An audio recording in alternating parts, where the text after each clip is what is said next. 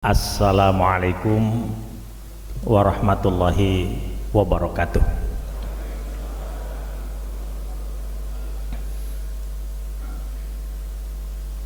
Bismillahirrahmanirrahim. Alhamdulillahirabbil alamin. Nahmaduhu wa nasta'inuhu wa nastaghfiruh. Wa na'udzu billahi min syururi anfusina wa min sayyiati a'malina may yahdihillah fala mudhillalah wa may yudlil fala hadiyalah. Asyhadu an la ilaha illallah wahdahu la syarikalah wa asyhadu anna muhammadan abduhu wa rasuluh la nabiyya ba'dah.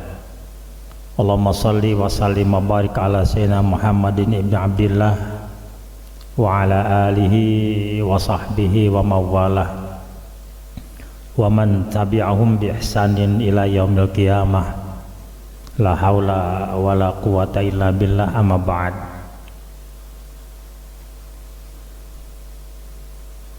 Hadirin yang terhormat segenap pengurus DKM Masjid Jami Harapan Jaya,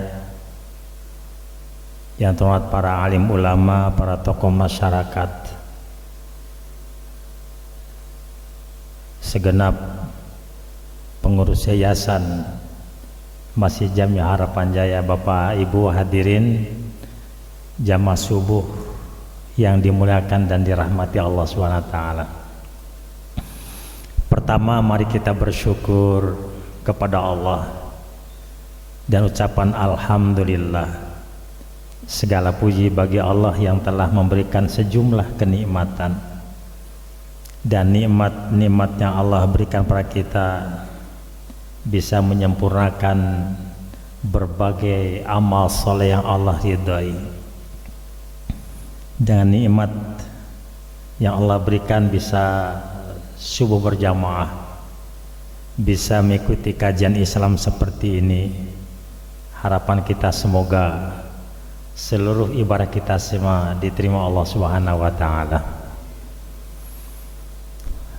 Salat dan salam untuk Rasulullah kita ucapkan, Allahumma shalli ala Muhammad wa ala ali Muhammad. Sholawat yang Allah perintahkan kepada kita dalam surat Al-Ahzab, dengan sholawat Allah akan membalas satu kali sholawat dibalas 10 kali sholawat. Dan siapa yang rajin bersalat, insya Allah Allah akan berikan syafaat buat kita semua. Insya Allah di dunia kita cinta Rasul, di akhirat Allah pertemukan di Jannatul Firdaus. Bapak Ibu yang dirahmati Allah, terutama yang punya buku Fathul Majid, ayat-ayat yang ditulis di whiteboard ini tidak ada satupun yang tertulis, karena pembahasan ini sungguh sangat amat singkat sekali. Dalam kajian kitab Fathul Majid bahkan aslinya tidak sampai 1 halaman. Ayat-ayat yang ada di depan kita ini saya coba cari keterangan dari berbagai sumber. Ada beberapa ayat yang boleh tulis, silakan dicatat. Dalam bahasa Arab bahwa angin itu disebut dengan rihun. Rihun artinya angin. Jamak dari rihun itu riyahun, angin.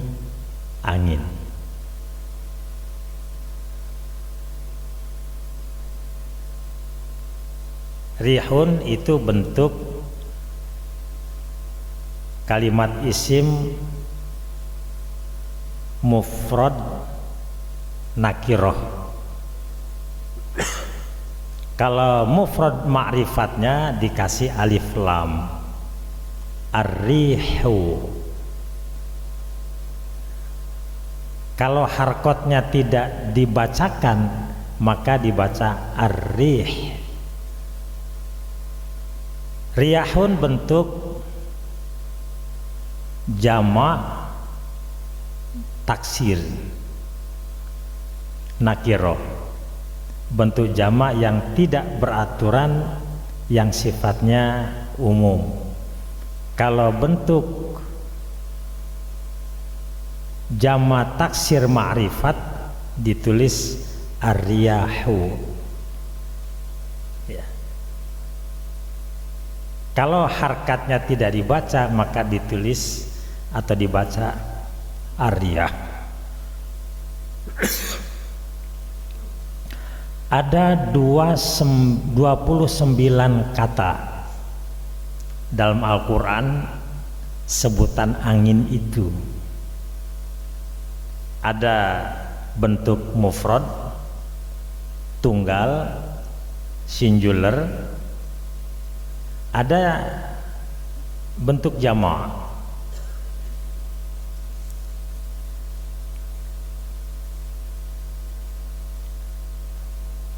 Bentuk tunggal itu jumlahnya ada 19 kata, dan bentuk jamak itu ada 10. Jadi rih atau ar-rih itu ada 19, riyah atau ar-riyah itu ada 10. Nah, izin saya tulis huruf Arabnya.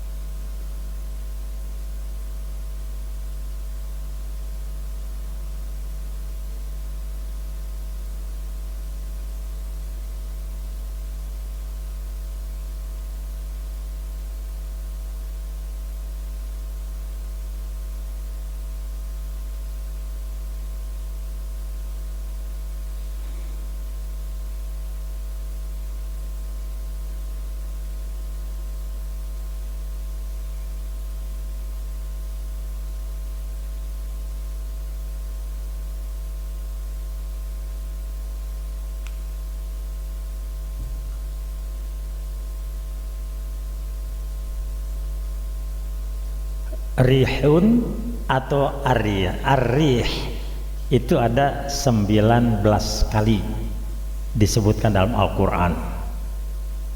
Bentuk tunggal, mufrad. Nah, riyah atau ar-riyah itu 10 kali.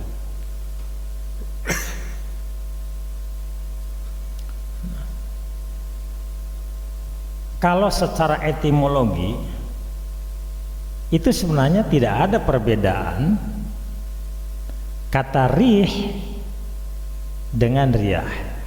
Sama dua-duanya artinya angin.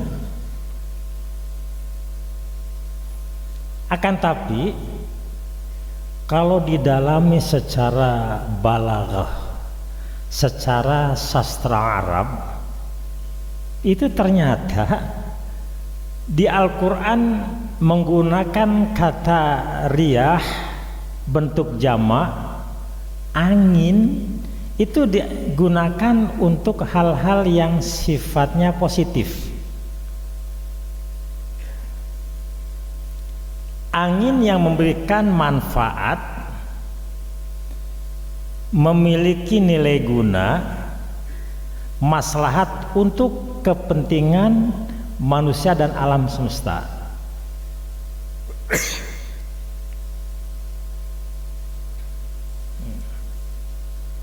Sebagai contoh misalnya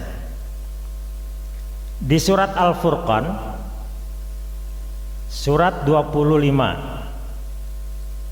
ayat 48,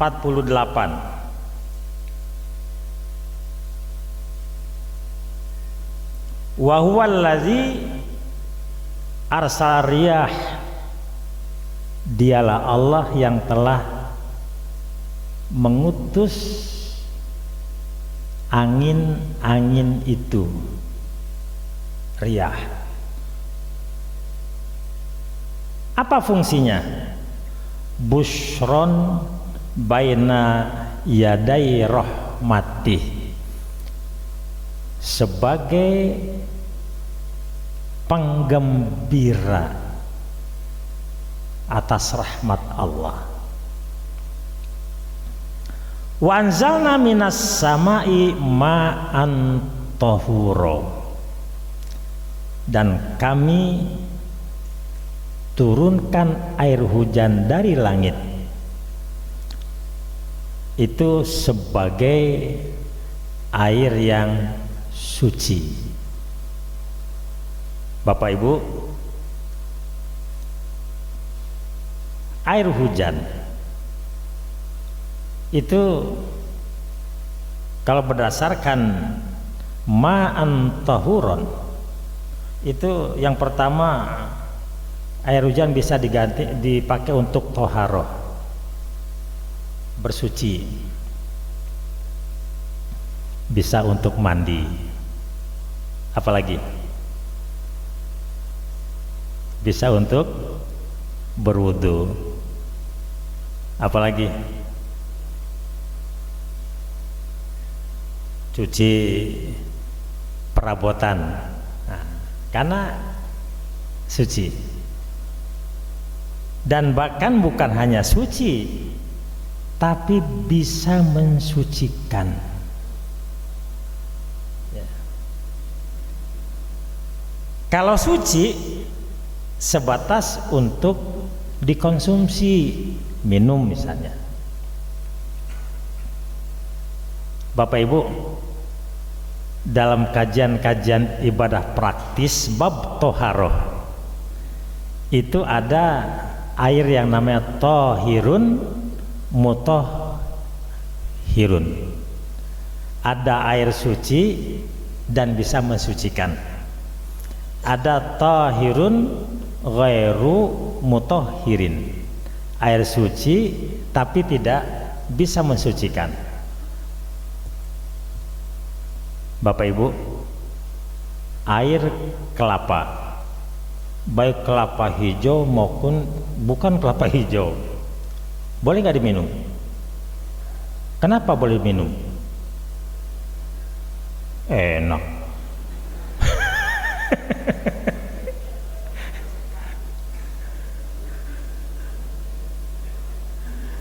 Karena suci.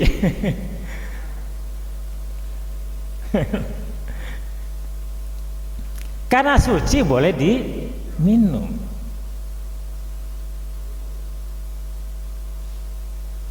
Di luar kayaknya ada kopi. Air kopi suci nggak? Suci. Boleh diminum? Pertanyaan, kenapa air kopi diminum? Enak. Karena suci. Persoalannya, air kelapa untuk wudhu boleh nggak? Kenapa nggak boleh? Karena suci tapi tidak mensucikan. Itu yang disebut dengan tohirun ghairu mutohirin. Air hujan ditampung. Untuk minum boleh nggak? Boleh. Untuk mandi? Untuk wudhu?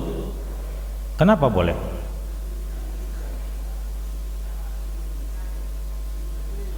Masih enak juga.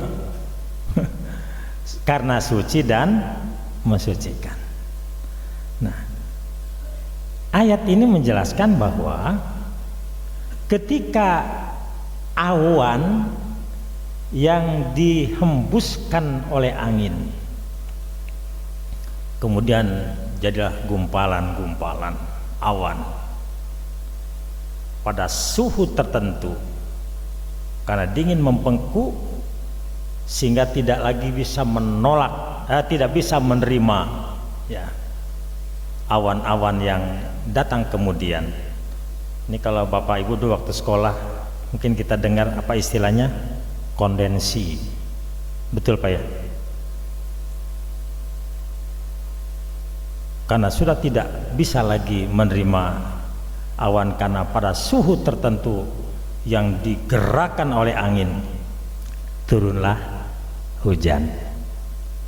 Nah, itu dipergerakan oleh angin, turun air hujan sebagai ma'an tohuron, air suci dan mensucikan. Ini kalimatnya menggunakan kata riyah. Kenapa disebut dengan riyah? Karena memberikan nilai manfaat.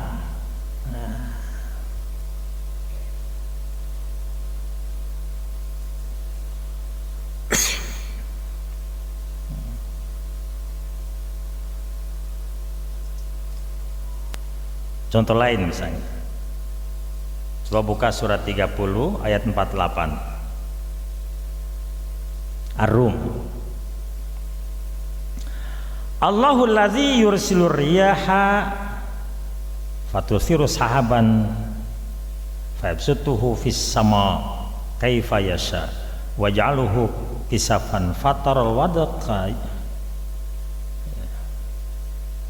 yakhruju min khilali fa idza asaba bihi may yasha'u min ibadi idzahum yastabsyirun. Wah, indah sekali. Ini menggunakan kata riyah. Allah mengatur angin, disebarkan, jadilah gumpalan-gumpalan awan, ditebarkan di atas kehendak Allah. Bapak Ibu sekalian, tidak selamanya mendung itu hujan, betul Pak ya?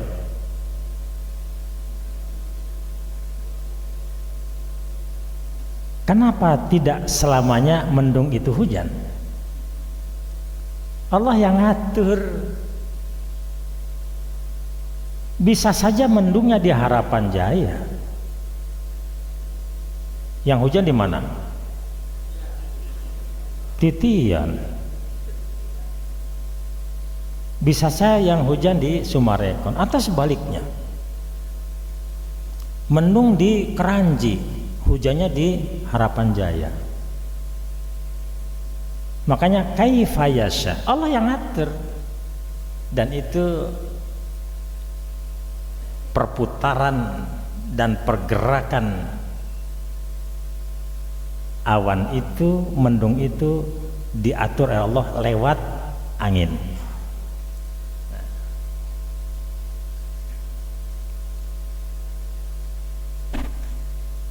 Turun hujan diserap oleh bumi.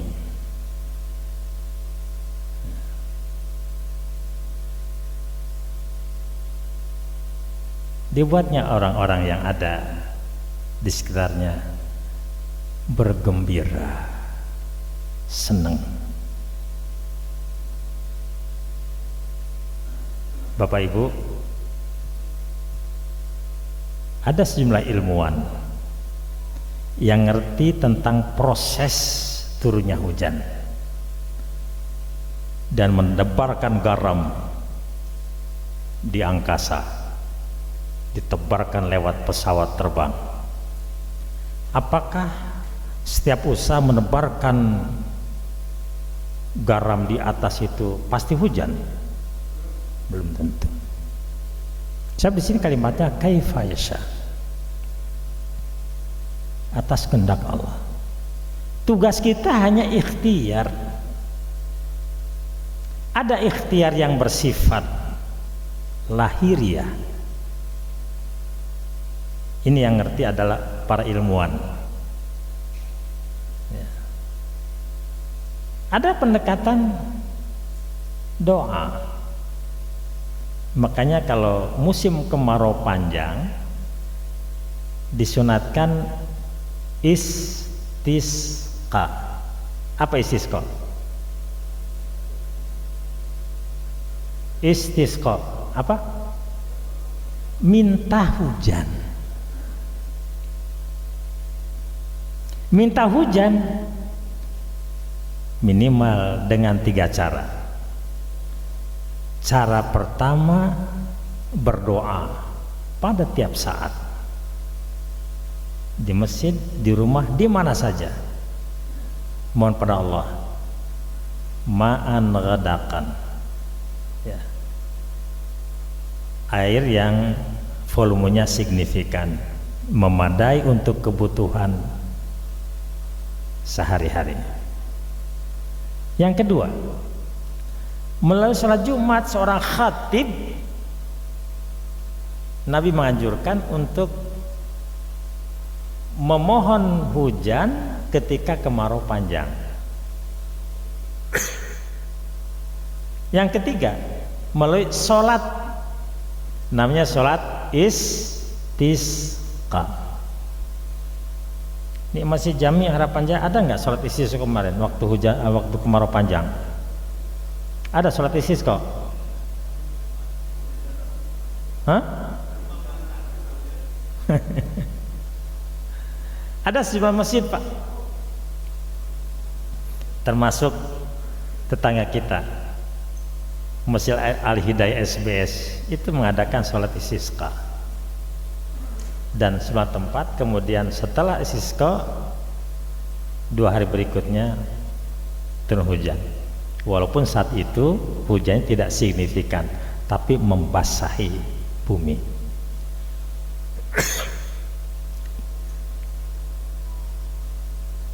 Nah,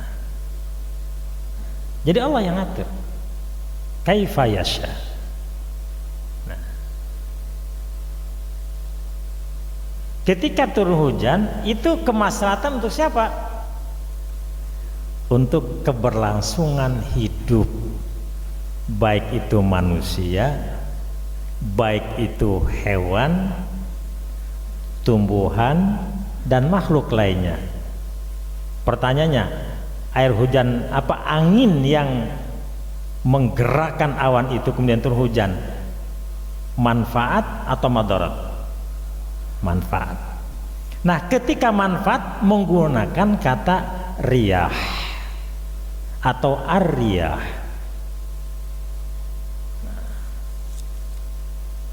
Dan masih banyak lagi. Nah, Bapak Ibu yang dirahmati Allah,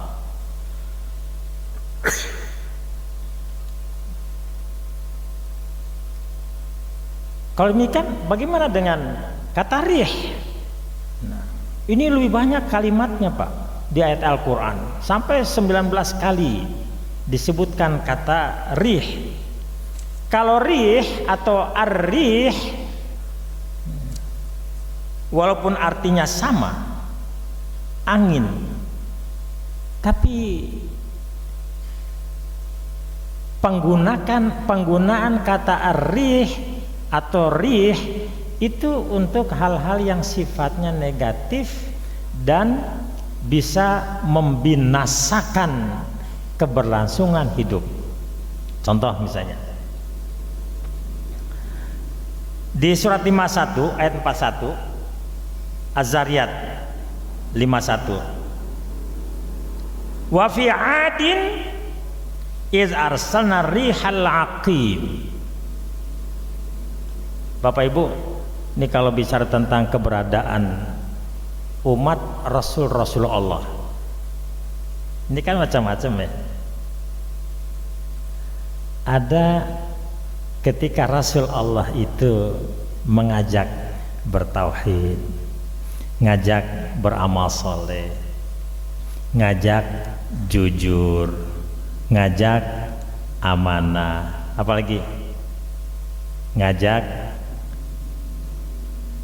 melakukan sejumlah kebaikan, selalu beramar ma'ruf nahi mungkar. Ada responnya, sami'na wa ta'na. ada yang sikapnya kami dengar sepenuhnya dan kami patuh. Responnya sungguh sangat bagus. Ini yang paling bagus. Yang kedua, ada yang sami'na wa asaina. Kami dengar tapi kami abaikan. Biarlah anjing menggonggong, kafilah tetap berlalu. Bahasa lapangannya, emang gua pikirin. Ada begitu. Yang ketiga, menolak diam-diam.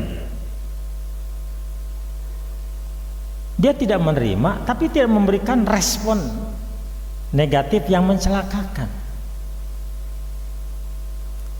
Saya tidak dengar tapi kami atau saya juga tidak melakukan perlawanan. Nah, yang keempat ini paling celaka. Sudah menolak melakukan perlawanan kepada dai, pada penyeru kebaikan, termasuk para rasul.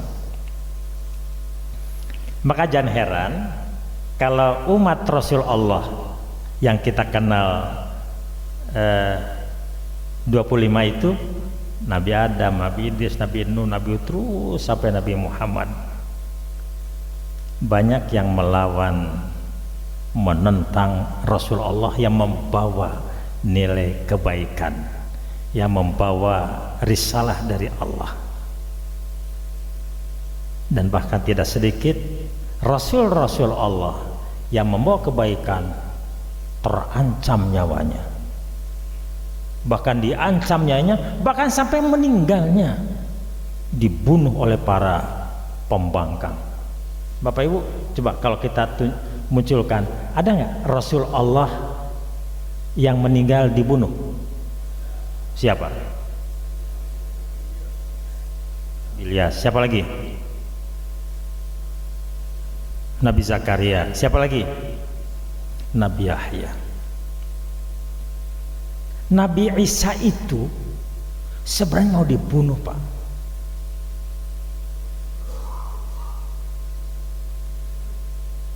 Tapi Nabi Isa saat itu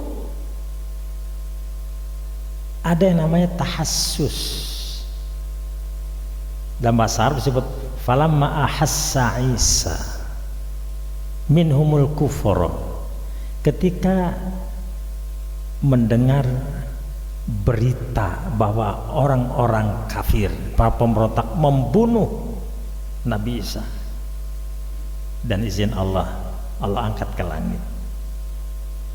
Kemudian Nabi Isa menyampaikan kepada sahabat-sahabatnya, man ansori ilallah, siapa yang akan menolong aku untuk menegakkan agama Allah? Kaum Harun menjawab, qalu nahnu ansarullah, kamilah yang siap menolong agama Allah. Nah, oke. Sekarang gilirannya, para sahabatku, aku dapat informasi yang disebut dengan tahassus tadi. Aku mau dibunuh loh oleh para pemberontak. Siapa yang bisa menggantikan posisiku? Siapa yang siap mengganti posisiku nanti di akhirat, di surga bersamaku seperti ini? Artinya apa? Dijamin masuk surga dan dekat bersama Nabi Isa. Kemudian ada sahabat Nabi Isa, aku ya Rasul. Enggak salah, kamu masih muda banget katanya. Diulang lagi sampai betul dia yang siap. Oke lah, kalau siap,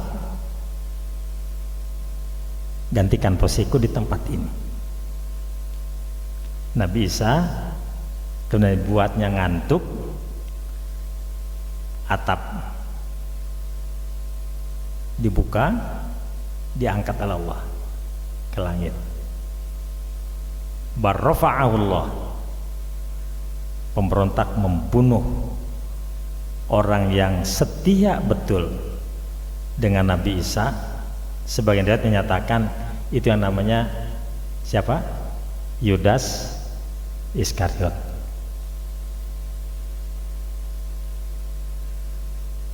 Begitu para pemberontak membunuh, ragu ini kayaknya bukan Nabi Isa, tapi kau mirip.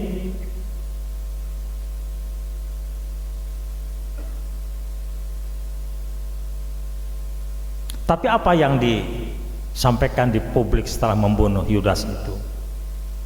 Kami telah membunuh Isa. Kami telah menyalib Isa.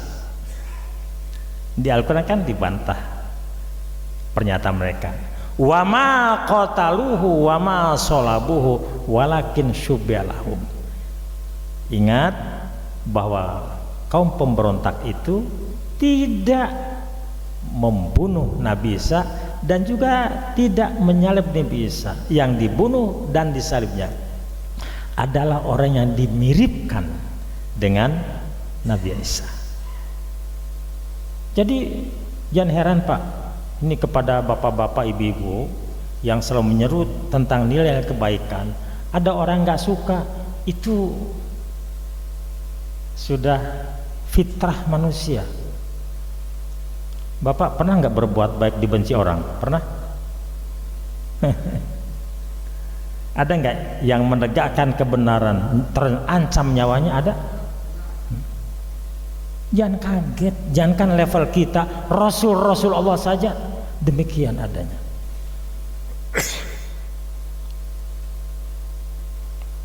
Kurang apanya Nabi Lut menyuruh supaya hidupnya bersih, bebas dari perzinahan, bebas daripada liwat homoseksual, tapi mereka membangkang.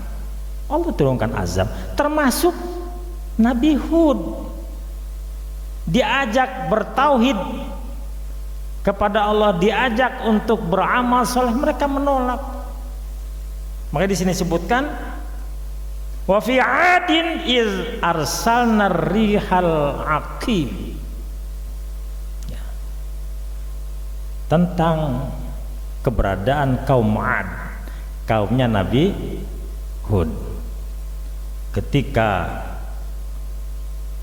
Allah mengirimkan angin rih al-aqim. Apa al-aqim? Angin yang membinasakan, yang memporak-porandakan. Bapak Ibu, ada nggak angin yang bisa memporak-porandakan bangunan? Ada? Angin apa namanya?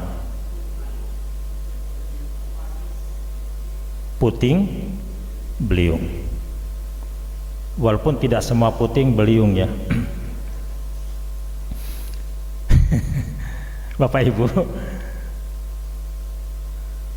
rumah hancur, atap rumah berterbangan, bangunan jadi rata dengan tanah. Ini namanya rihul aqim. Apa perlu kita mencaci maki? Wah, ini angin yang sangat buruk, cuaca yang ekstrim, keadaan yang tidak kondusif. Ini bangunan hancur gara-gara angin ini. Kita caci maki angin, boleh?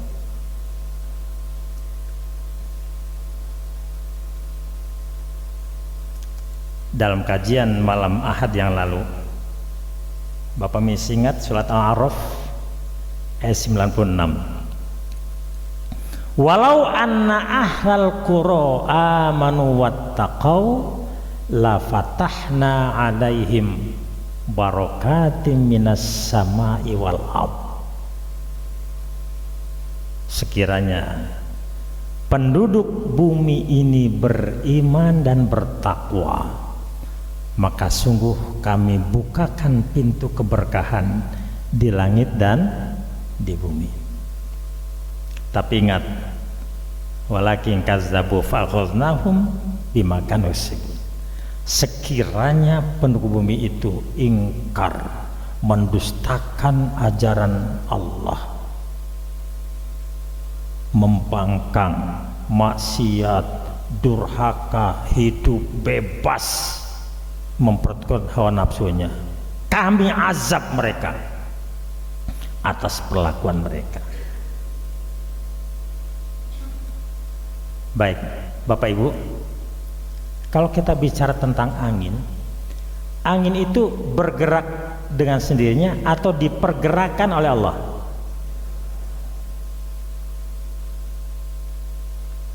Tidak ada makhluk Allah itu yang bergerak dengan sendirinya.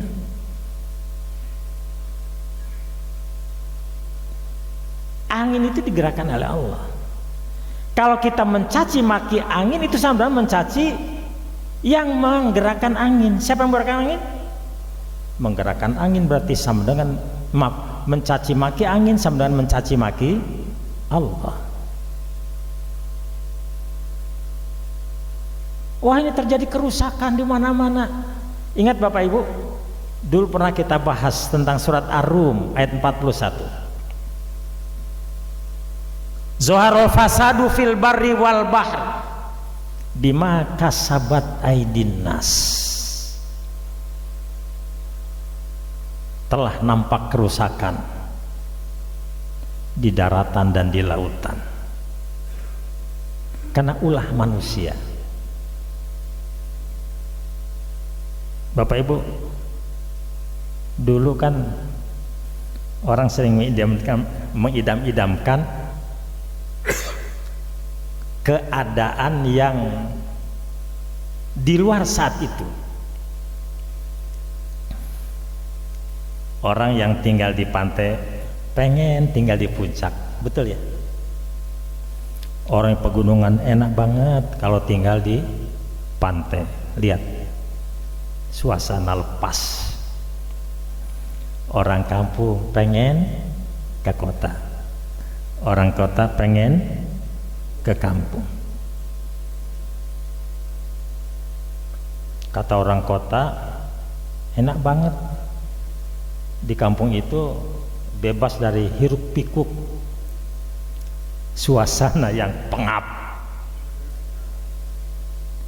Pak, ada nggak Bapak Ibu yang sudah pensiun pengen pulang kampung? Ada? Itu betahnya itu paling sebulan 2 bulan. Coba 1 tahun 2 tahun tidak ada aktivitas, tidak ada penghasilan, hanya makan tidur, betah nggak? Mau coba silakan. Hidup bahagia kan ada variasi aktivitas, adanya aktivitas yang signifikan, dan adanya kegiatan-kegiatan akumulasi itu membuat kita betah dan bahagia.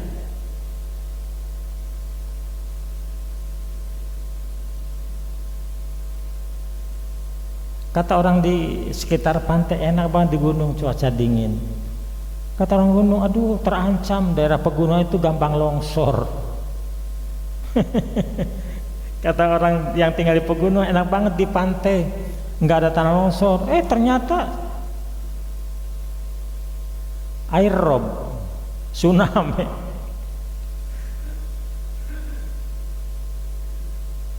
Kata yang punya mobil, enak banget ya naik kereta api, karena bawa mobil itu kemungkinannya bisa tabrakan. Kalau kereta api nggak tabrakan. Kata orang, siapa bilang? Berapa banyak kereta api yang anjlok? Kemudian, enak banget yang naik pesawat terbang. Apa jamin aman? Enggak. Ada nggak pesawat yang jatuh? Udah, supaya tidak jatuh tabrakan, naik kapal laut atau perahu. Ada masalah? Ada perahu yang tenggelam. Jadi Bapak Ibu sekalian, nikmati hidup ini. Yakinkan bahwa takdir Allah yang menetapkan buat kita, atau kita ditetapkan atas takdir Allah. Yakinkan itulah yang terbaik buat kita.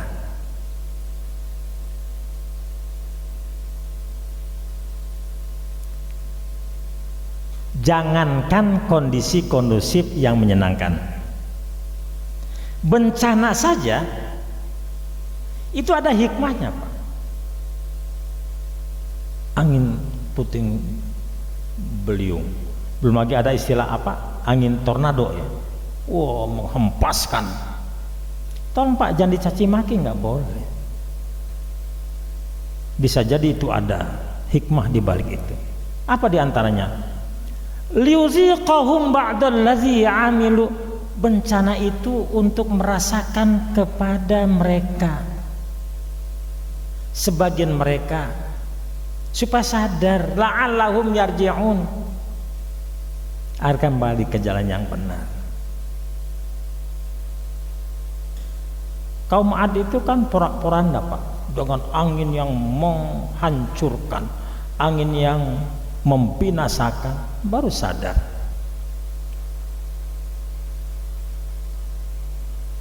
Termasuk bencana alam lainnya. Ingat dulu di Sulawesi ada likuifaksi kan, tanah bergeser, dibuatnya tanah itu seperti lumpur, seperti bubur, yang atas turun ke bawah, yang di bawah naik ke atas. Kenapa itu terjadi? Di antaranya di situ tempatnya sejumlah transaksi kemaksiatan.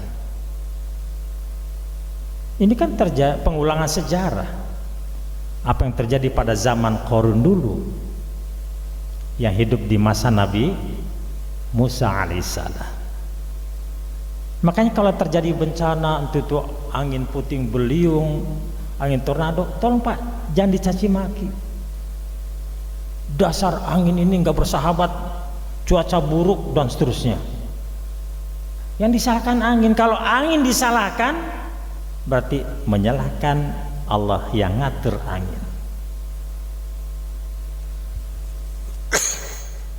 Itu makanya di hadis Nabi, Bapak Ibu mohon maaf yang punya bukunya, di sini tidak ada satupun ayat yang diungkapkan ya, hanya hadis Nabi. Pendek sekali Pak. Bunyi hadisnya gini, la tasuburrih, janganlah kamu mencaci maki angin. Fa idza ra'aitum ma takrahuna faqulu, apabila kamu melihat angin yang kau tidak sukai, maka bacalah doa. Ini doanya, Allahumma ya Allah, inna nas'aluka, kami bermohon kepadamu, min khairi hadhihi rih, kebaikan angin ini, wa khairi ma fiha, dan kebaikan yang ada pada angin, wa khair ma umirat bihi, dan kebaikan yang diperintahkan kepada angin itu, wa na'udzubika, dan kami berlindung kepadamu, min syarri hadhihi rih, dari buruknya angin ini. Tadi angin apa? Puting beliung, tornado. Ya Allah, kami berlindung, kami mohon perlindungan padamu dari angin yang kurang kondusif itu, wa syarri ma fiha, dan kejahatan dari angin itu, wa syarri ma umirat bih, dan keburukan kejahatan yang diperintahkan kepada angin. Jadi kalau ada cuaca buruk, berlindung pada Allah, Berlindung pada Allah karena Allah yang ngatur segalanya. Mohonnya kepada Allah. Itu makanya Bapak Ibu sekalian, dekatkan diri kepada Allah. Tidak ada sulit di mata Allah kalau Allah menghendaki. Itu makanya dalam surat Ghafir surat 40 ayat 60 Allah kan menyuruh pada kita, ud'uni astajib lakum, mintalah kepadaku, aku perkenankan. Merapatlah, tawakallah padaku, aku penuhi.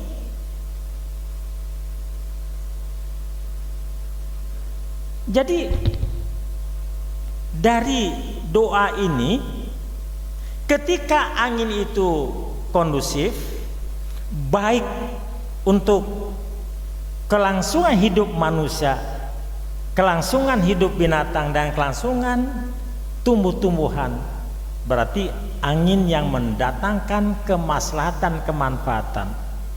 Apa kebaikan yang kita dapatkan? Bersyukur.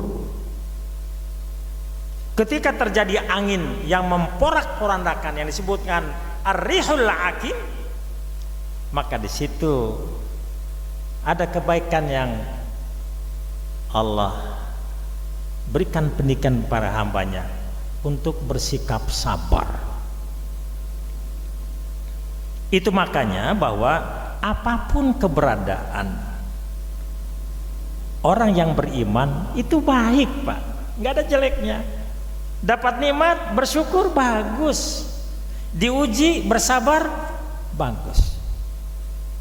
Kapan jeleknya? Nggak ada, Pak. Jadi karena itu para kita semua tolong, apapun keadaan kita, sikapi dengan tepat, sikapi dengan proporsional. Sebab kalau orang itu, maaf ya, merasa dirinya penentu, ketika sukses, wah, itu bisa sombong, takabur. Sama dengan Qarun. Qarun itu dia katakan, aku nih kaya, innama utituhu ala ilmi indi, karena aku punya ilmu untuk mencari duit. Aku kaya karena sarjana, aku kaya karena seorang pengusaha, aku kaya karena seorang pejabat, aku kaya karena ini dan sebagainya.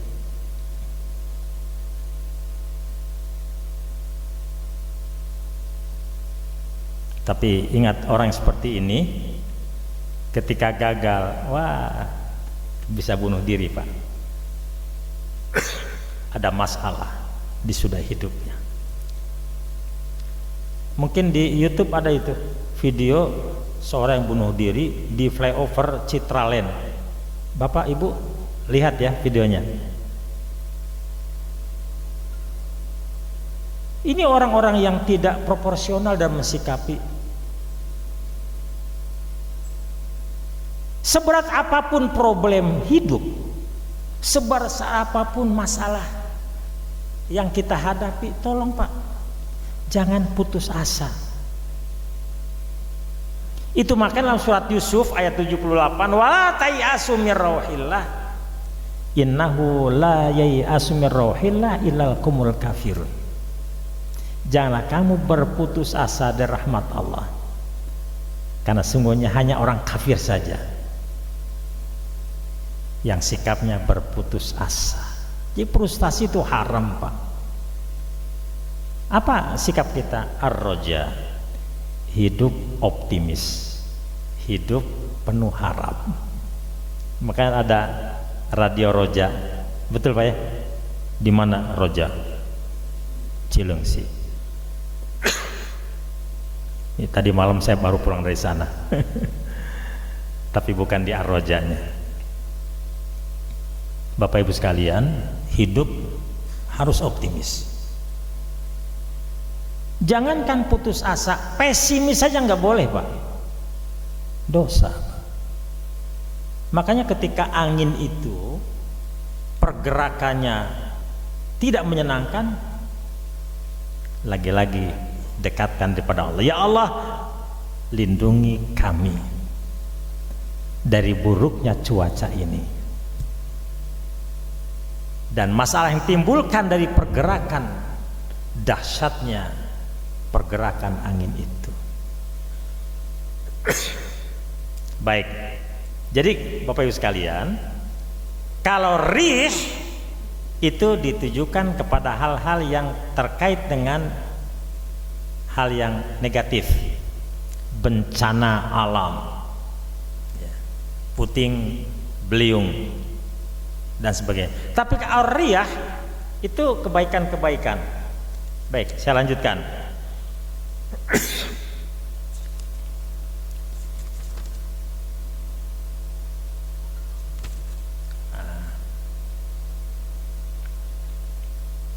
Angin yang dipergerakkan oleh Allah. Tadi kan di awal sebutkan Allahul ladzi yursilur riyah. Allah yang mempergerakan angin. Apa sih fungsinya angin itu? Ini menurut catatan saya ada beberapa, Pak. Pertama, ini kalau kita dengar ada istilah angin laut itu kan, Pak ya. Ada angin laut, ada angin darat. Kalau angin laut, angin dari laut ke darat. Kalau yang darat, angin dari darat ke laut. Ini kalau bahasa kitnya apa-apaan kok. Ada angin darat, ada angin laut. Mungkin untuk kita sih nggak begitu ngefek ya. Tapi bagi para nelayan, Pak, itu sangat berarti banget. Angin laut biasanya sekitar jam 9 pagi, Pak, sampai siang. Kalau angin darat itu sekitar jam 20 atau jam 8 malam sampai pagi jam 6. Ternyata ya Allah, ini rahmat kasih sayang Allah kepada hambanya. Artinya kalau angin darat itu malam, artinya para nelayan coba berangkatlah mencari rezeki Allah. Di situ banyak kekayaan di laut, termasuk ikan. Melautlah, cari anugerah Allah, cari rezeki Allah.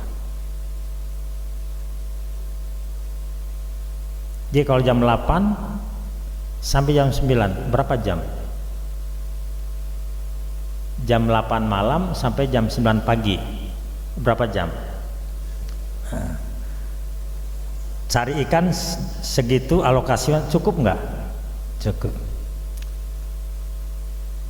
Jam 9 angin laut yang mendorong nelayan dari laut ke darat. Wah, luar biasa, Pak. Coba kalau angin darat melulu, siang malam angin darat, berangkat nggak pulang-pulang.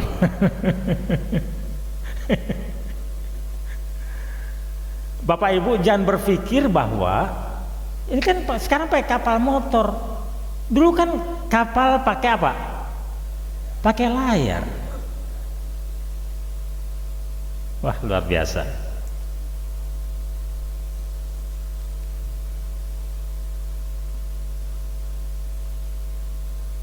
Maka itu fungsi angin laut dan angin darat ini fungsi kebalikan. Angin darat menghantarkan orang ke laut, angin laut mengantarkan para pelaut, para nelayan kembali ke darat. Dan demikian bahwa fungsi angin adalah menggerakkan perahu. Nah, termasuk juga bahwa angin itu berfungsi untuk membangkitkan tenaga listrik. Nah, ini persingkat ya. Termasuk juga mengurangi perubahan iklim global. Jadi mengurangi rasa panas, Pak. Bapak Ibu pernah nggak terik matahari nggak ada angin? Apa yang dirasakan? Panasnya luar biasa. Terik matahari tapi anginnya jalan, panas? Enggak. Angin semriwing. Wow. Apa duduk di bawah pohon? Wah, enak sekali.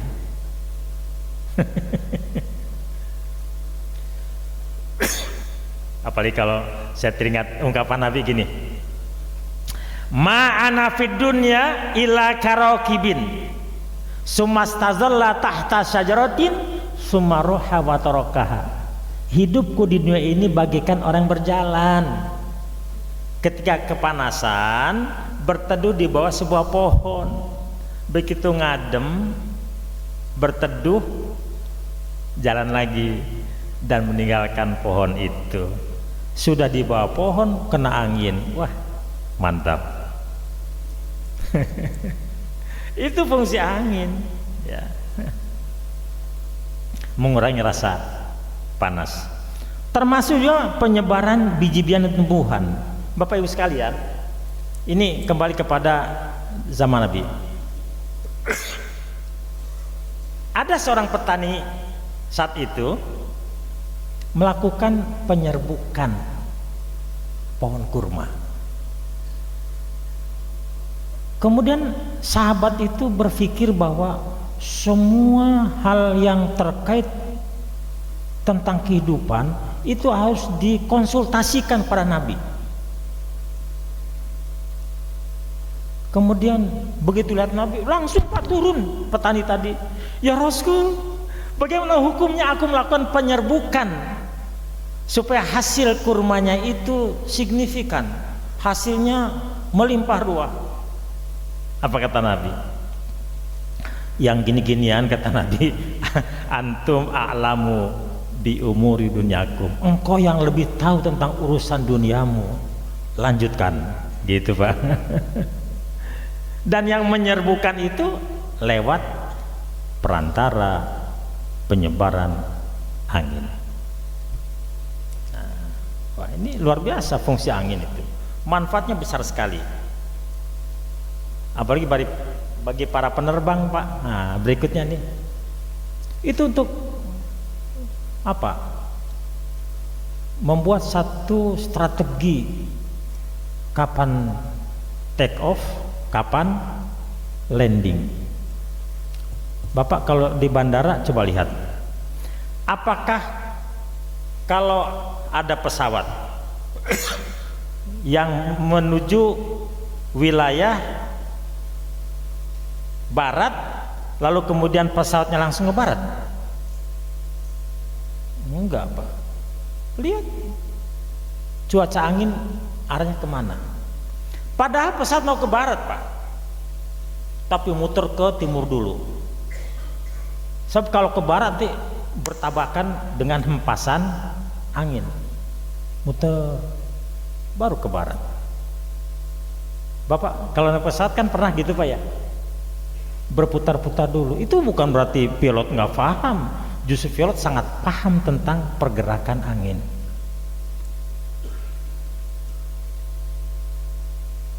Jangankan pesawat terbang yang ketinggiannya luar biasa Pak, Bapak coba kalau bawa mobil di flyover ketinggian tertentu, coba kalau di Jakarta flyover yang paling tinggi di mana Pak? Selipi ya, kan 3 tingkat jalan ya. Coba yang paling atas, Bapak bawa mobil ngebut, itu hempas angin terasa banget Pak. Yang paling tingginya 20 meter. Coba kalau lebih tinggi lagi, apa nggak bahaya? Berikutnya, nah ini bagi para pengusaha garam Pak, angin itu berfungsi untuk proses pengeringan garam Pak. Walaupun air laut digenangkan pada satu tempat yang sudah tersedia, cuaca panas, kalau nggak ada angin Pak, itu nggak kering-kering Pak.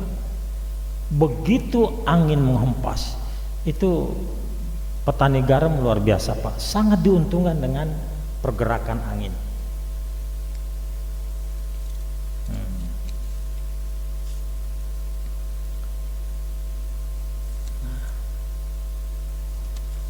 Masih banyak lagi nih Pak dalam catatan saya. Bapak Ibu yang dirahmati Allah, di surat Al-Hijr surat 15 ayat 22, wa arsalna riyaha lawaqih fanzalna samai ma'an fasqainakumu wa ma antum lahu bikhazinin. Jadi luar biasa, manfaat angin sangat besar. Bapak Ibu, supaya interaktif kepada kita semua, mari kita buka tanya jawab. Mohon yang faham betul tentang cuaca. Ada di sini orang BMKG. Mohon Pak, maju Pak, bantu saya untuk menjelaskan tentang pergerakan angin. Mana ada orang BMKG di sini? Pak Budi dari BMKG bukan?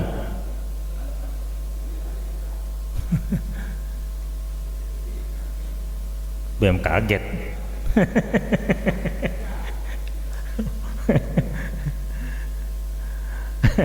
Untuk kita, Bapak Ibu sekalian, ingat, tidak ada makhluk Allah yang bergerak dengan sendirinya. Satu. Karena Allah itu Al-Mudabbir. Coba lihat Asmaul Husna. Al-Mudabbir artinya Allah yang maha mengatur. Yudabbirul amra yufasil ayat. Allah yang mengatur dan merinci berbagai keadaan di alam semesta ini. Ayat-ayat kauniyah sungguh sebanyak, langit, bumi, udara, laut, termasuk angin, itu ayat Allah. Allah yang ngatur. Kalau angin itu kondusif untuk kehidupan kita, syukuri. Kalau ada kondisi yang kurang kondusif untuk kehidupan kita, sikapi dengan sabar. Karena ini semua adalah kehendak Allah. Ketika keadaan yang kurang menguntungkan pada kita, tolong Bapak Ibu sekalian, dekatkan diri kepada Allah. Ketika Allah mengabulkan apa yang kita harapkan, ketahuilah bahwa Masya Allahu kana, apa saja yang Allah kehendaki pasti terjadi. Wa ma lam yasha lam yakun, dan apa saja yang Allah tidak menghendakinya tidak akan terjadi. Wallahu alam. Sekian, terima kasih. Assalamualaikum warahmatullahi wabarakatuh. Ya, demikianlah materi yang disampaikan oleh Ustaz Nasruddin. Berikutnya kita masuki sesi tanya jawab. Untuk bapak-bapak kita buka 2 penanya dan ibu-ibu 1 penanya. Kami persilahkan. Assalamualaikum warahmatullahi wabarakatuh. Waalaikumsalam. Saya mau tanya mengenai penjelasan Bapak mengenai Judas Iskariot. Selama ini yang saya pahami dari penjelasan ustaz-ustaz sebelumnya, Judas itu adalah memang diserupakan Nabi Isa dan kemudian yang disalib. Tapi yang bedanya, kalau dulu-dulu Judas itu dianggap sebagai murid yang murtad. Tapi menurut Bapak, bahwa Judas tadi sepertinya malah murid yang sanggup menggantikan Nabi Isa jika misalnya ada serbuan dari orang kafir, mungkin orang Roma itu, Pak. Terima kasih, Pak. Wassalamualaikum warahmatullahi wabarakatuh. Waalaikumsalam warahmatullahi wabarakatuh. Ya.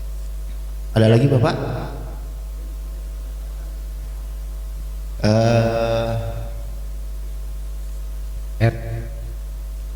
Satu lagi Bapak, kami persilakan.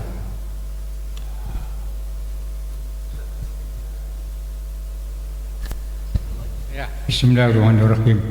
Assalamualaikum warahmatullahi wabarakatuh. Ustadz, mohon maaf Ustadz, ini ada 2 pertanyaan.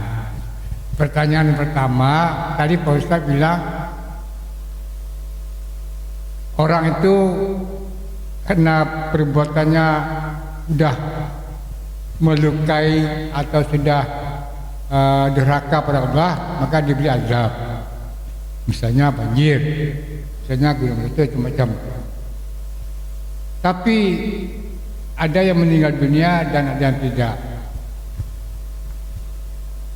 Dan angin juga begitu. Angin memperandakan daerah atau rumah sehingga orang ketimpa meninggal dunia juga, ada juga meninggal. Pertanyaan saya, orang yang meninggal akibat banjir atau akibat perbuatan dia sendiri atau kena azab, itu dikatakan orang itu mati syahid. Dan kenapa orang yang meninggal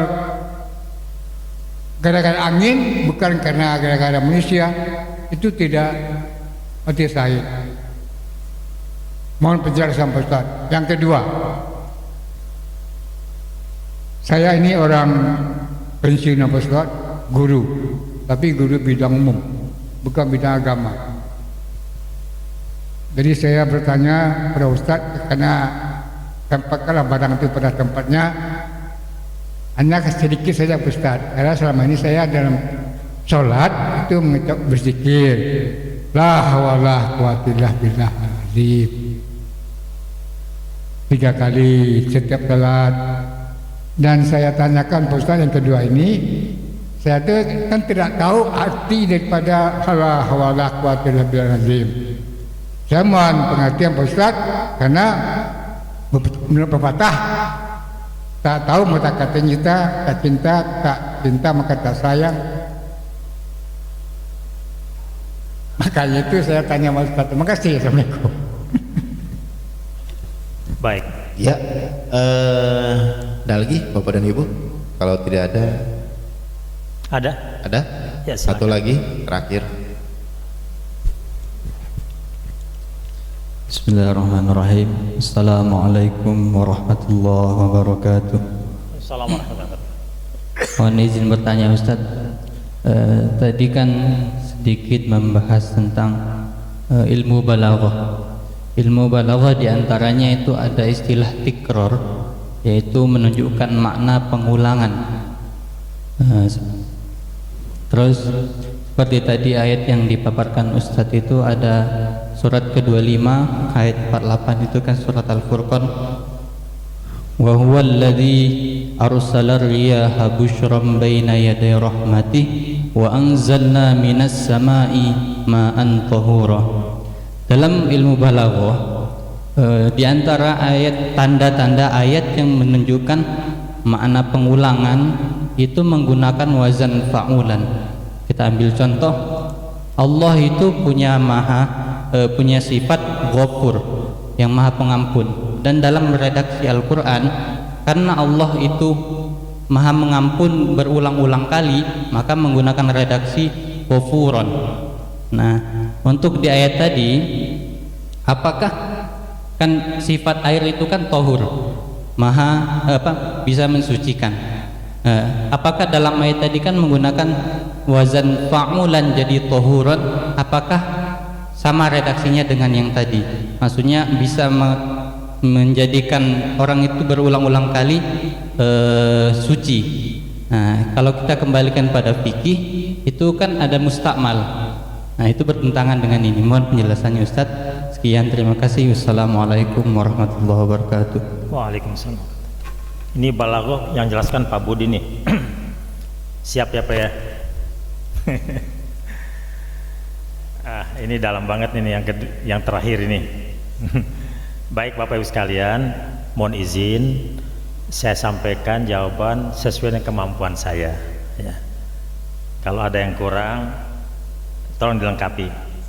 Pertama, tentang Yudas Iskariot itu, kalau melihat dari historisnya, itu adalah orang yang patuh, orang yang taat, orang soleh. Biarlah saya mati, yang penting Nabi saya selamat. Zaman Nabi ada kan orang yang Nabi Muhammad, ada orang siap menggantikan posisi Nabi, Siapa Pak? Sahabat Ali bin Abi Thalib.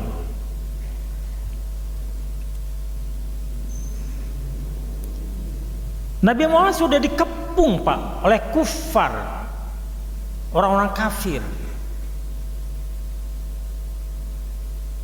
Kemudian Ali, siap nggak menempati posisiku? Siap.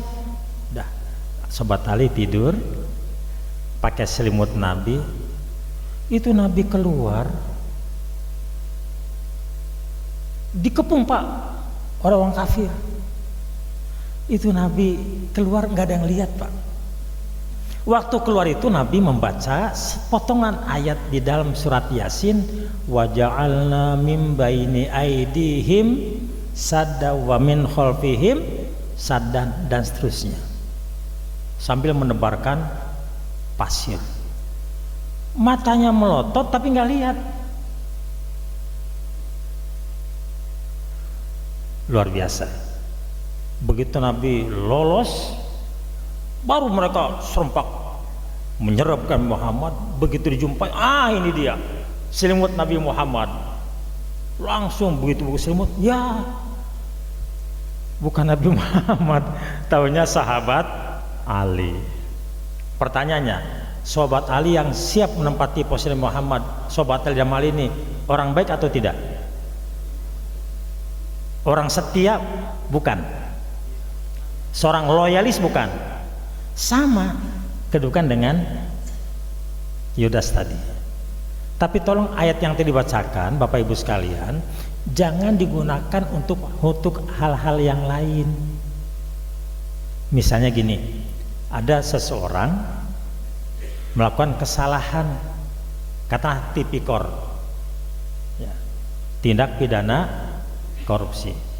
Kan diaudit tuh, diperiksa, supaya yang memeriksa tidak tahu bahwa dia melakukan tindakan tipikor, baca wa ja'alna min baini aidihim sadda wa min khalfihim.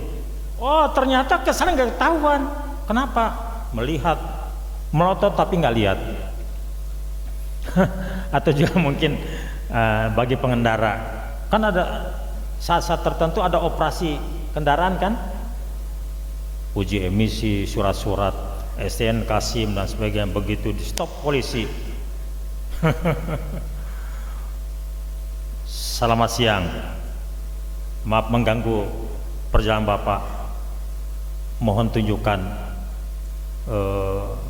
surat-surat kendaraan. Lalu apa perlu kita turun dari mobil ambil pasir, waja'alna min bainihim saddan? Insya Allah Pak, dikemplang. Kelihatan iya, bonyok juga gitu ya. Nah, berarti ini salah menerapkan ayat waja'alna. Jadi intinya bahwa orang yang setia, yang loyalis itu ada orang siap dirinya menjadi bemper. Bapak masih ingat kisah Hanzalah, sahabat Nabi yang setia? Ketika terjadi pemberontakan, Hanzalah siap Pak menghalangi Nabi. Boleh saja Hanzalah itu tertusuk panah, tapi jangan sampai kena Nabi. Hebat enggak? Mungkin kalau sekarang seperti pas pampres, betul Pak ya? Cuman ya tolong pada kita semua kalau membela ya membela yang baik-baik. Jangan salah benar asal Bapak yang jadi sasaran, saya siap. Ini nggak benar. Sebab kata Nabi, la ta'ata li makhlukin fi ma'syatil khaliq. Nggak perlu patuh ya kepada orang kalau kepatuhannya mengandung unsur maksiat kepada Allah. Sami'na wa atona kalau benar Pak. Nih, andaikan Bapak seorang bawahan, katakanlah Bapak atau anak Bapak sebagai prajurit, kata atasannya tembak. Apa tembak Pak?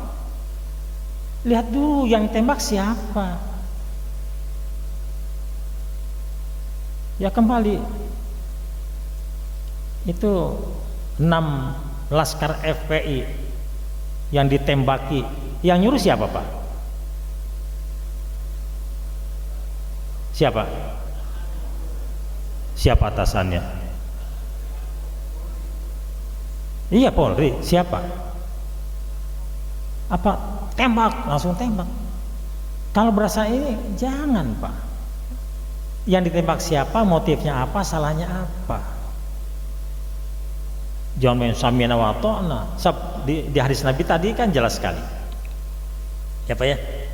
La ta'ata li makhlukin fi maksiatil khaliq. Enggak perlu patuh kepada orang kalau kepatuhannya melanggar hukum Allah.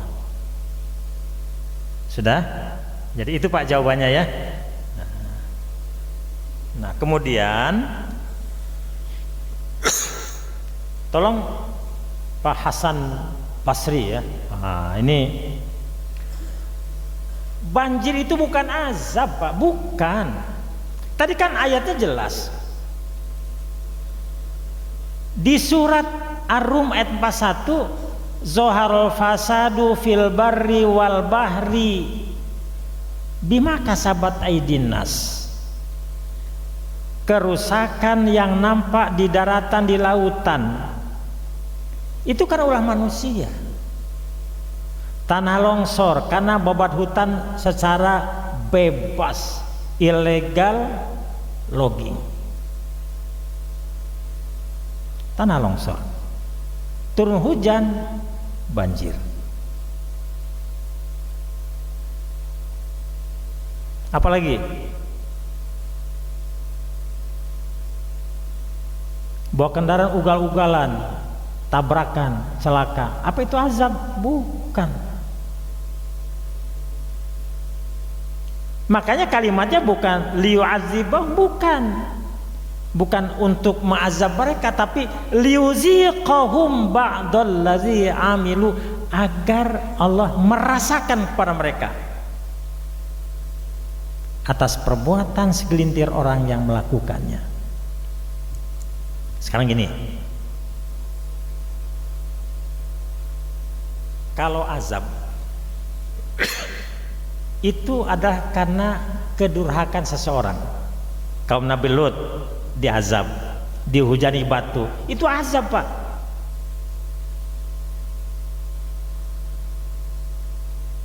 Apa lagi?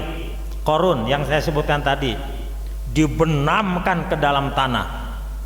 Fakhosafna bil ardu bidarihi, dibenamkan ke tanah, dirinya, hartanya, rumahnya, semua kekayaan dibenamkan, itu azab. Kaum Ad yang hidup di zaman Nabi Hud, itu azab. Kenapa durhaka? Karena maksiat.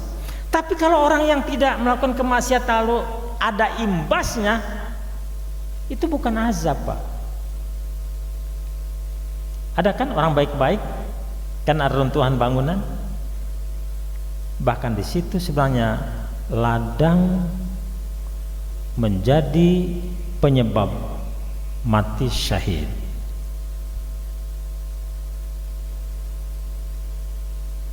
Nah, ini misalnya nih contoh sederhana, Pak, bangun ini konstruksinya oleh orang yang bukan ahlinya, karena ada terjadi pergerakan bumi atau terjadi gempa bumi, karena tidak tahan, ambruk kan?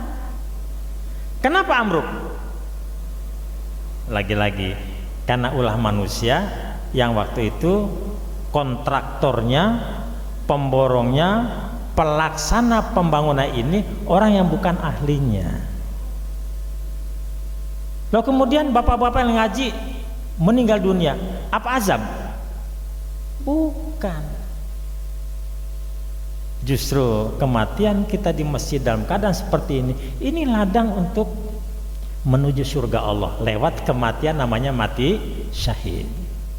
Begitu Pak ya? Nah, ya bukan azab. Nah, makanya kepada orang-orang yang paham, yang tahu, tolong kasih masukan. Jangan orang berbuat atas dasar ketidaktahuan. Makanya ada satu ayat dalam surat Al-Anfal ayat 25, wattaqu fitnatan la tusibannal ladzina zalamu minhum khassah. Hendaklah kamu takut pada satu musibah, satu bencana yang tidak hanya menimpa pada orang-orang yang zolim saja, yang tidak hanya menimpa pada orang-orang yang berdosa saja, menimpa kepada para pelaku yang melakukan kerusakan di muka itu saja, tapi orang lain pun kena imbasnya. Ini contoh sederhana Pak.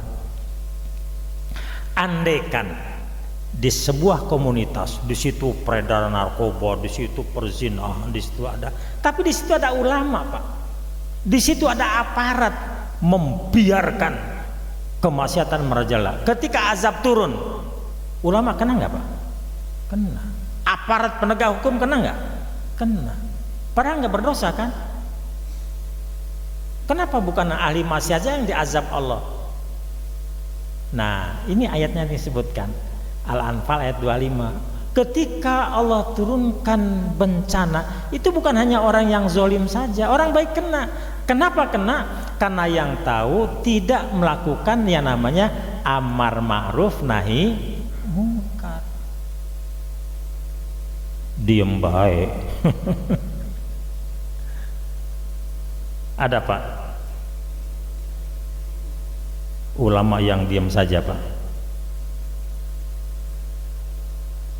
Ada nggak yang aparat membiarkan perjudian? Ada? Aparat yang membiarkan pelacuran? Ada? Aparat yang membiarkan peredar narkoba? Ada?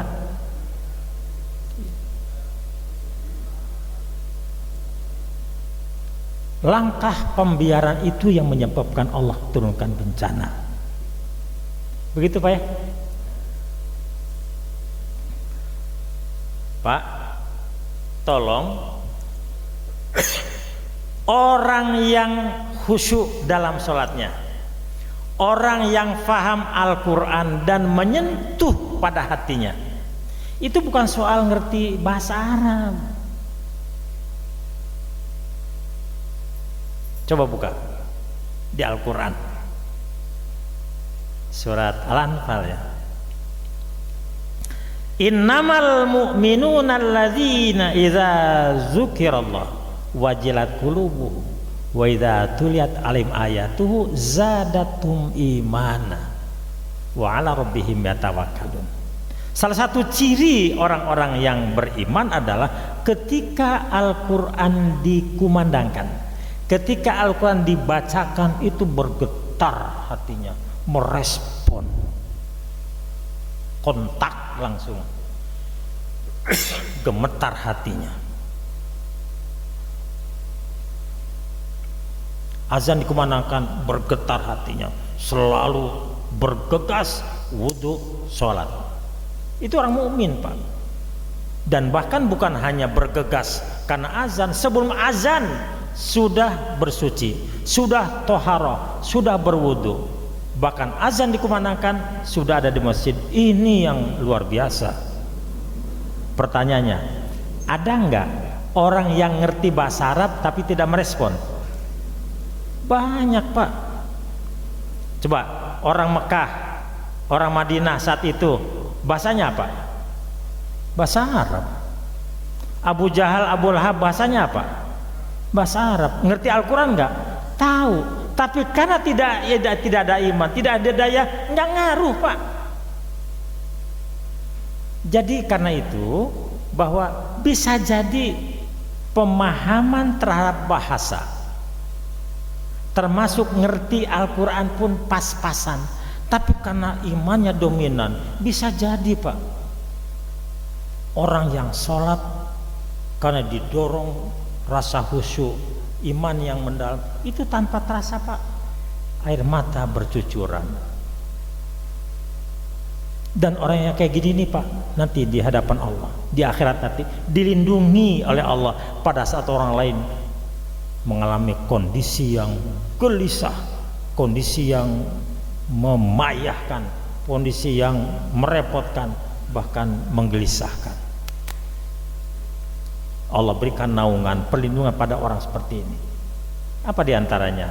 Coba lihat hadis Nabi, sab'atun yuzillumullahu yaumal la zilla illa zilluh. Ada 7 orang yang dapat perlindungan Allah saat itu. Enggak ada perlindungan kecuali perlindungan Allah. Satu diantaranya adalah rajulun zakarallaha khaliyat fafadat ainahu. Orang yang selalu berzikir kepada Allah, sholat malam, lalu tanpa terasa mencucurkan air matanya. Jangan heran Pak, kalau Nabi sholat itu sajadah itu basah dengan air mata. Bapak Ibu, kalau Bapak Ibu sholat malam itu sajadah basah enggak? Basah enggak? Terus kalau iya basah, basahnya karena air wudhu atau keringat?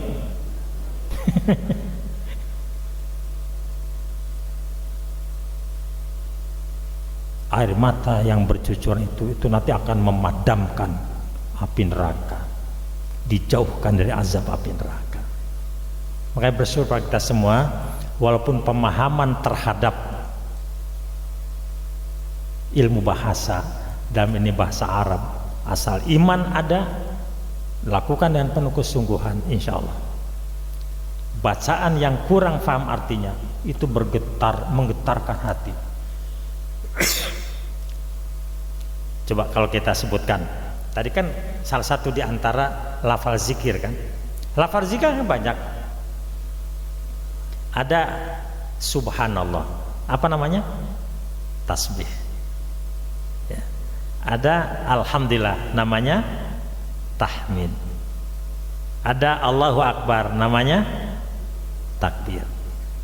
Ada la ilaha illallah, namanya tahlil. Ada namanya la haula wala quwata illa billah, apa namanya? Hauqalah.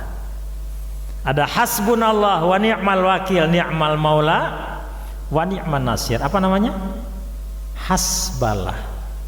Boleh saja lafal-lafal zikir itu tidak faham, tapi karena berawal dari iman, hidayah dan penghayatan apa itu melekat di hati kita, bisa jadi Pak bercucur air matanya.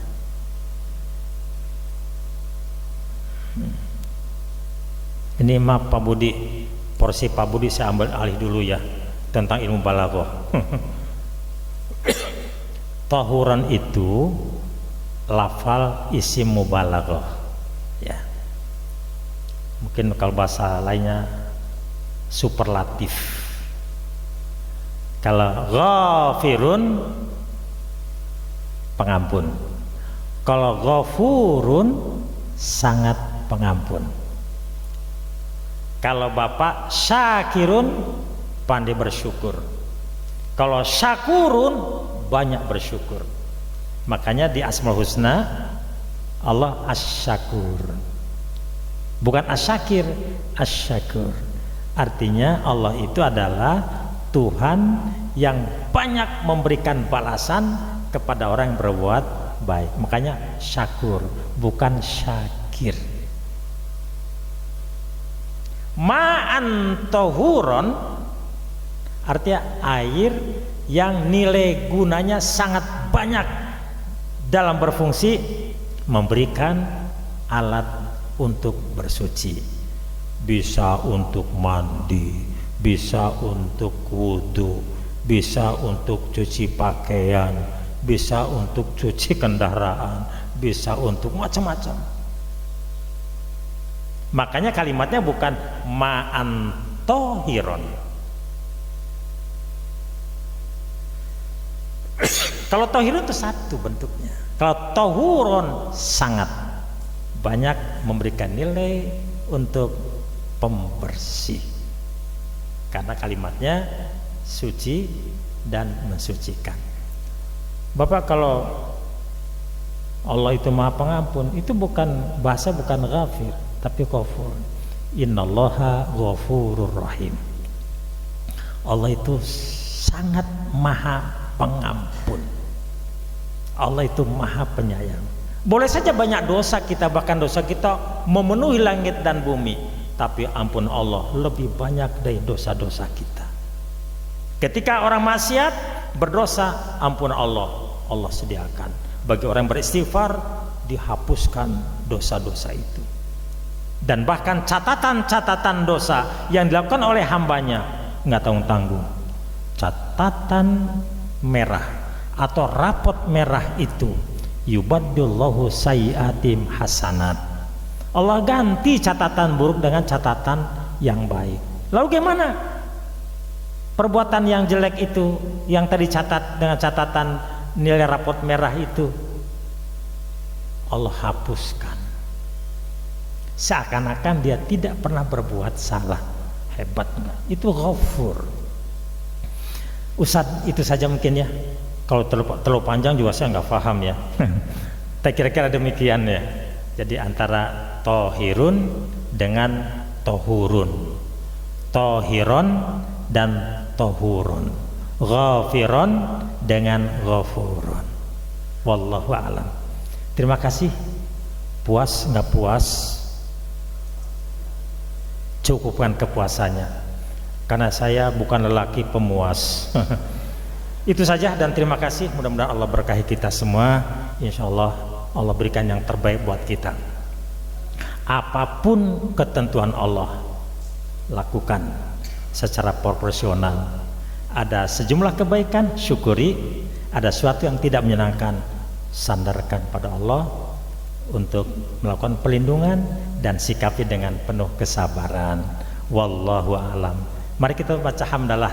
Alhamdulillahirabbil alamin. Subhanakallahumma bihamdika asyhadu an la ilaha illa anta astaghfiruka wa atubu ilaik. Assalamualaikum warahmatullahi wabarakatuh.